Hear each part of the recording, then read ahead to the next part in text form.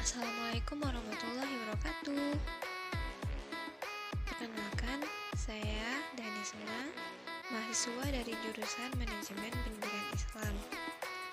Adapun video saya kali ini yaitu untuk memenuhi tugas dari mata kuliah manajemen kelas. Langsung saja, adapun materi saya yang pertama yaitu mengenai disiplin kelas. Disiplin kelas adalah kesadaran untuk melakukan sesuatu pekerjaan dengan tertib dan teratur sesuai dengan peraturan-peraturan yang berlaku dengan penuh tanggung jawab tanpa paksaan dari siapapun. Yang kedua, pentingnya pembinaan disiplin dan perilaku anak. Disiplin bermanfaat bagi anak-anak untuk perkembangan, karena dengan disiplin beberapa kebutuhan akan terpenuhi. Seperti dikatakan oleh Diermeier, Gleichen, dan Rein, bahwa manfaat dari disiplin adalah disiplin memberi rasa aman dan memberitahukan apa yang boleh dan tidak boleh dilakukan. Yang ketiga, teknik pembinaan dan penerapan disiplin kelas. Menurut Anas Purwanto pada tahun 2008, pertama, teknik external control yang merupakan suatu teknik yang mana disiplin peserta didik haruslah dikendalikan dari luar peserta didik. B. Teknik internal control teknik merupakan kebalikan dari teknik external control. Yang ke-C, teknik komparatif. Teknik ini yaitu antara guru dan peserta didik harus saling bekerja sama dalam menegakkan disiplin di dalam kelas. Disiplin kelas lanjutan. Yang pertama, pemeliharaan dan peningkatan perilaku disiplin anak. Lu Andy Jason dikutip oleh Wiani mengemukakan dalam memelihara dan meningkatkan perilaku disiplin anak, yaitu A. Abaikan si pelanggar. B. Kirimkan pesan-pesan non-verbal. C. Memberikan kartu perilaku. D. Ajak berbicara. E. Ambil waktu istirahat. F. Telepon orang tua si pelaku. G. Tanda tangani kontrak. H. Meminta penguatan. I. Memindahkan perpindahan. J. Memindahkan pelaku. Selanjutnya, penerapan hukuman dan hadiah. Menurut tokoh pendidikan Islam, yaitu Abdurrahman An-Nawawi, yang dikutip oleh Wiani, menyebut hukuman dengan istilah tartib, yang berarti ancaman atau intimidasi terhadap seorang karena perilaku yang dilarang. Sedangkan menurut Ngalim Purwanto, mendisikan hukuman adalah sebagai penderitaan yang diberikan atau ditimbulkan dengan sengaja oleh seorang guru sesudah terjadi pelanggaran atau kesalahan. Berlawanan dengan hukuman, hadiah merupakan kenang-kenangan, penghargaan, penghormatan. Hadiah juga dapat berarti ganjaran, yang diartikan sebagai upaya memberikan sesuatu yang menyenangkan atau penghargaan bagi peserta didik yang berprestasi baik dalam belajar maupun berperilaku. Selanjutnya, macam-macam hukuman dan hadiah. Beberapa macam hukuman yang umumnya diberikan oleh guru kepada peserta didik yaitu sebagai berikut. A. Menatap tajam peserta didik. B. Menegur peserta didik. C. Menghilangkan privilege. D. Penahanan di kelas. E. Hukuman badan. F. Memberikan skor pelanggaran. G. Hukuman denda. Selanjutnya, cara memberikan hukuman dan hadiah. Yang pertama yaitu guru harus menghukum kesalahan-kesalahan yang benar-benar terjadi jika ia sudah tidak menemukan jalan lain untuk mendisiplinkan peserta didik. Kedua, guru menghindari tindakan mengancam dan menakut-nakuti. Jika peserta didik diancam dan merasakan ketakutan, yang ada malah peserta didik akan enggan belajar di kelas. Ketiga, saat menghukum, hendaklah guru berperasaan halus pada saat guru menghukum. Sebaiknya guru tidak menghukum si peserta didik di hadapan orang banyak. Yang keempat, dalam menghukum guru hendaknya bersikap adil. Kelima, hukuman dan pelanggaran sebaiknya harus ada hubungan. Yang terakhir, hukuman yang diberikan guru hendaknya dapat menimbulkan rasa tanggung jawab kepada peserta didik. Ada beberapa hal yang dapat dilakukan oleh guru dalam memberikan hadiah. Yang pertama, untuk memberi hadiah yang mendidik, guru harus mengenal betul peserta didiknya dan mengerti bagaimana caranya menghargai mereka dengan tepat. Yang kedua, hadiah yang diberikan kepada peserta didik hendaknya tidak menimbulkan iri hati atau cemburu bagi peserta didik lainnya yang merasa perilakunya juga lebih baik darinya, tetapi tidak mendapatkan hadiah. Yang ketiga, memberi hadiah hendaklah hemat. Jika terlalu sering memberikan hadiah akan menjadi kurang bermakna. Yang keempat, jangan memberikan hadiah dengan menjanjikan terlebih dahulu sebelum peserta didik menunjukkan perilaku baiknya.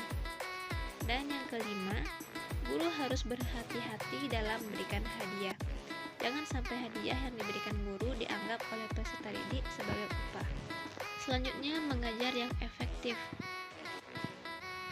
Adapun pengertiannya, mengajar adalah membimbing siswa agar mengalami proses belajar. Dalam belajar, siswa menghendaki hasil belajar yang efektif bagi dirinya. Untuk memenuhi tuntutan tersebut, guru harus membantu dengan cara mengajar yang efektif. Adapun syarat-syarat mengajar yang efektif, yaitu mengajar yang efektif adalah mengajar yang dapat membawa belajar siswa yang efektif pula. Maka, untuk mengajar yang efektif diperlukan syarat-syarat sebagai berikut.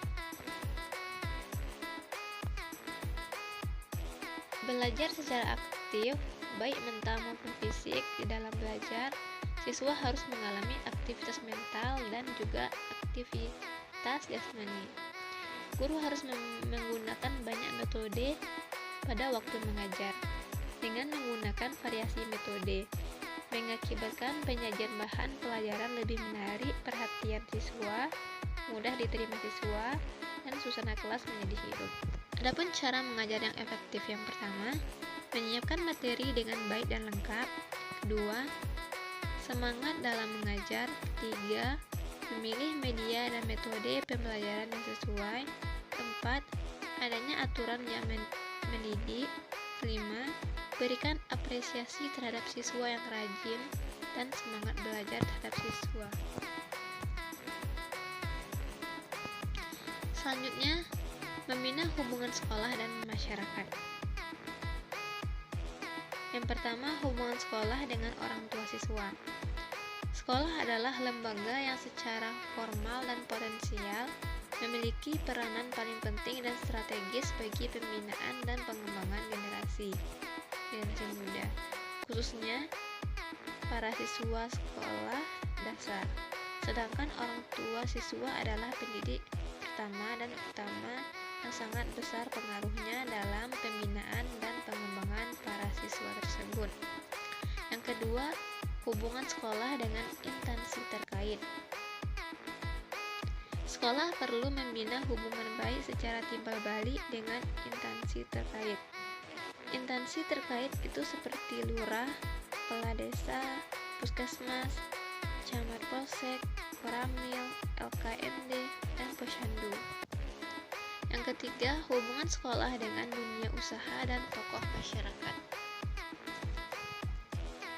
Hubungan sekolah dengan dunia usaha dan tokoh masyarakat adalah hubungan yang tidak kalah pentingnya dengan jalinan hubungan dengan pihak lainnya.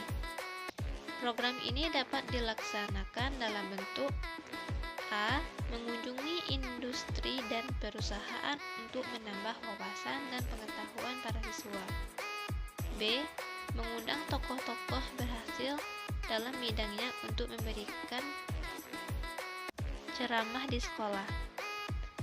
Dan yang keempat, hubungan sekolah dengan lembaga pendidikan lain. Dalam usaha pembinaan dan membangkitkan hubungan dengan lembaga pendidikan lain, perlu dilaksanakan upaya-upaya. Yang pertama, mengadakan kunjungan antar sekolah untuk saling bertukar pikiran. 2. Menjalin kerjasama dalam upaya saling mengembangkan pendidikan di sekolahnya masing-masing. Yang ketiga, memberikan informasi tentang perkiraan jumlah lulusan sekolah kepada lembaga pendidikan setingkat di atasnya. Selanjutnya, mengundang pimpinan lembaga pendidikan yang lebih tinggi tingkatnya untuk memberikan ceramah tentang perkembangan pendidikan sesuai dengan jajarannya. Selanjutnya, membina hubungan sekolah dengan masyarakat, sumber pelanggaran disiplin dan tata tertib. Yang pertama, siswa hadir di kelas tepat pada waktunya. Yang kedua, piket kelas hadir lebih awal. Yang ketiga, siswa harus berpakaian seragam sesuai ketentuan pakaian seragam di sekolah. Yang keempat, siswa harus bersikap sopan santun dan saling menghargai. Yang kelima, siswa tetap belajar di ruang kelas walaupun guru mata pelajaran berhalangan hadir. Selanjutnya, tahapan dan pengulangan pelanggaran disiplin. Memelihara disiplin adalah suatu proses. Karena ia proses, maka memelihara disiplin akan terdiri dari serangkaian tahapan yang harus diperhatikan oleh penegak disiplin. Adapun tahapan-tahapan pemeliharaan disiplin sebagai berikut. Tahapan yang pertama yaitu pencegahan. Hal-hal yang perlu diperhatikan dalam tahap ini adalah menciptakan suasana kelas, ketepatan perencanaan, dan instruksional. Tahap yang kedua yaitu pemeliharaan. Pemeliharaan perilaku pada umumnya harus sejalan dengan pedoman yang telah ditetapkan agar peserta didik tetap dapat menjalankan tugas-tugasnya. Yang ketiga, campur tangan atau intervensi.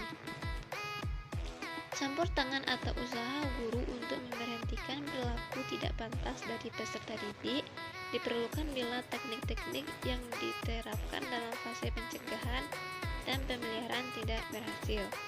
Yang keempat yaitu tujuan pengaturan perilaku adalah untuk mengurangi kesalahan pelaksanaan pengembangan kecakapan peserta didik.